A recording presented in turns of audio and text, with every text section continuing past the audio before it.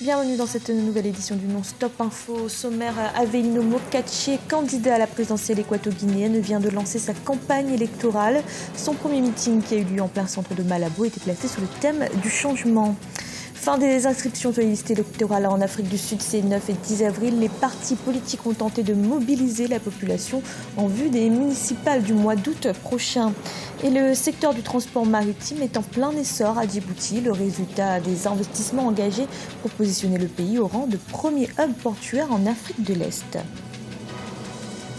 Mais tout d'abord en Centrafrique, la composition du nouveau gouvernement a été dévoilée ce lundi. Il compte 23 membres. Au poste clé, on retrouve des anciens candidats à la présidentielle et des proches du chef de l'État, Faustin Archange Touadéra. Mais dans cette nouvelle équipe figurent également des ministres ayant servi sous l'ancien président François Bozizé. À noter que c'est Joseph Yakété, nommé ministre de la Défense nationale, qui aura la lourde tâche de restructurer les forces armées centrafricaines. En Guinée équatoriale, Avelino Mokache, l'un des 7 candidats à la présidentielle, a lancé sa campagne électorale. Son premier meeting a eu lieu en plein centre de Malabo. Le représentant de l'Union du centre droit a notamment appelé ses adversaires à un débat public. Reportage de notre correspondant Sage Kofi. À moins de 2 semaines de la présidentielle en Guinée équatoriale, le candidat de l'Union de centre droit, Avelino Mokache, s'est lancé avec énergie dans le combat pour le parler présidentiel. Sur la place Waiso, en plein centre de Malabo, Avelino Mokache se pose en défenseur de la démocratie et du changement. Le futur de la Guinée équatoriale dépend de ces élections. Si le pays ne prend pas la décision ferme de voter l'UCD pour un véritable changement, le pays sera à la déroute. Le PDG est un parti fatigué parce qu'il a beaucoup d'années au pouvoir. Nous transmettons un message de liberté, de récupération des droits fondamentaux. Il faut qu'il y ait une liberté d'expression, de mouvement, un pouvoir judiciaire indépendant et une administration électorale indépendante. Le candidat de l'Union de centre droit dit s'adresser aux citoyens et non aux militants. Il a fustigé la gestion économique, le manque de liberté et le manque de débat politique. L'aspirant au fauteuil présidentiel a appelé au changement à la tête de l'État équato-guinéen et a lancé un défi à son principal challenger. Je demande un débat public. J'envoie un message au candidat Obiang qu'il est candidat comme moi. Il n'a donc aucune particularité ou priorité. Il devrait s'asseoir et moi aussi, et tous les deux débattront devant le peuple équato-guinéen de nos programmes politiques respectifs. Avelino Mokache Merenga est dans l'opposition depuis 1982. Après avoir dirigé le parti d'opposition Action Populaire de Guinée équatoriale de 2007 à 2009, il a milité avec l'Union Populaire avant d'être expulsé en 2013. Son parti a été légalisé en 2015 et participe pour la première fois au scrutin présidentiel. Au Bénin, le nouveau président Patrice Talon a décidé de moderniser l'administration publique. Ainsi, depuis ce lundi 11 avril, l'usage des télévisions est interdit dans l'ensemble des bureaux. Dans un souci d'économie d'énergie, la ponctualité est également désormais surveillée. Les agents permanents et contractuels de l'État sont soumis à l'obligation de mentionner leur présence et heure d'arrivée dans un registre. En Afrique du Sud, les inscriptions sur les listes électorales se sont achevées ce dimanche, les 9 et 10 avril. Une opération d'enregistrement à grande échelle avait été organisée par les partis politiques dans tout le pays, et ce dans l'objectif de mobiliser la population en vue des municipales du mois d'août prochain. Alioune Guindo, commentaire Ibrahima Djoumaba.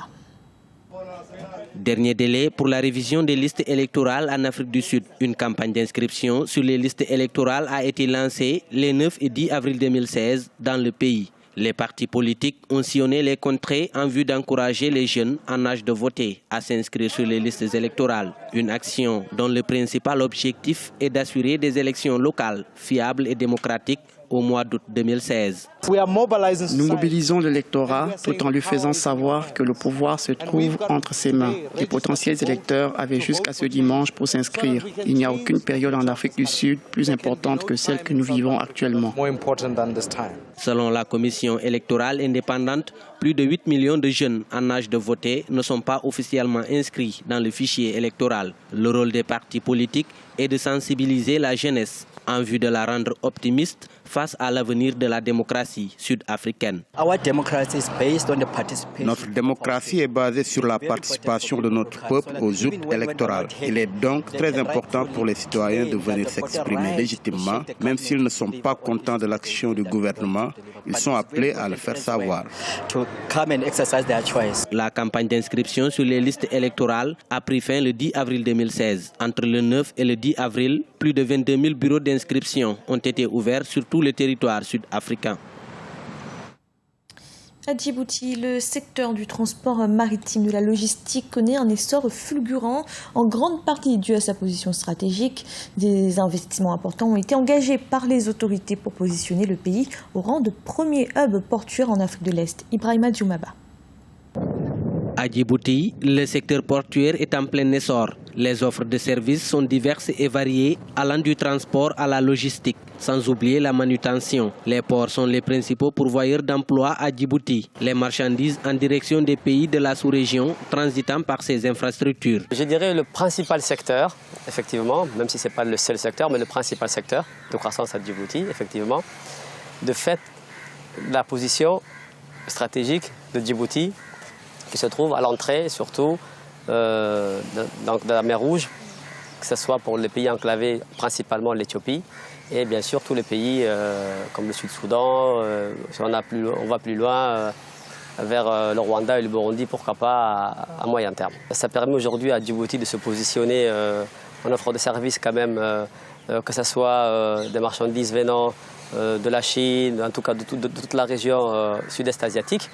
Ça nous permet d'être en position pour aujourd'hui être le hub de marchandises à Djibouti. Avec ses 94 millions d'habitants, l'Éthiopie est devenue le principal partenaire de Djibouti en matière de services portuaires. Les relations entre les deux pays sont très poussées. Près de 90% des marchandises en direction de l'Éthiopie transitent par le port de Djibouti. Les autorités ont ainsi lancé la construction de plusieurs infrastructures pour consolider la place stratégique de Djibouti à l'entrée de la mer Rouge. Le secteur de transport logistique restera toujours le principal pourvoyeur d'emplois pour une simple raison que Djibouti est en train de, pas simplement quand on parle de mécanisation, ça n'empêche en rien parce que il y a quelques années, les marchandises venaient en vrac à Djibouti.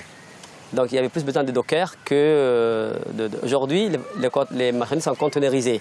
Donc il y a eu moins de dockers, mais plus de création d'emplois, plutôt valorisés, c'est-à-dire des gestionnaires de dossiers ou autres, donc qui permettent aujourd'hui de créer des emplois à valeur ajoutée. Le fait que le gouvernement a mis la barre très haute, parce qu'il y a de nouveaux ports qui sont en construction, que ce soit à Doralé, à Tadjoura, à Damerjog, à La Kassal. Bien sûr, nous attendons beaucoup de ces secteurs. À Djibouti, le gouvernement a érigé le secteur portuaire en priorité. Les projets de développement des infrastructures des transports ferroviaires dans la sous-région offrira d'autres marchés pour les Djiboutiens. En plus des pays africains, Djibouti entend se positionner comme axe maritime stratégique entre l'Asie du Sud-Est et l'Europe. C'était le journal de la rédaction. Merci de l'avoir suivi. Retrouvez dans un instant une nouvelle édition de l'information.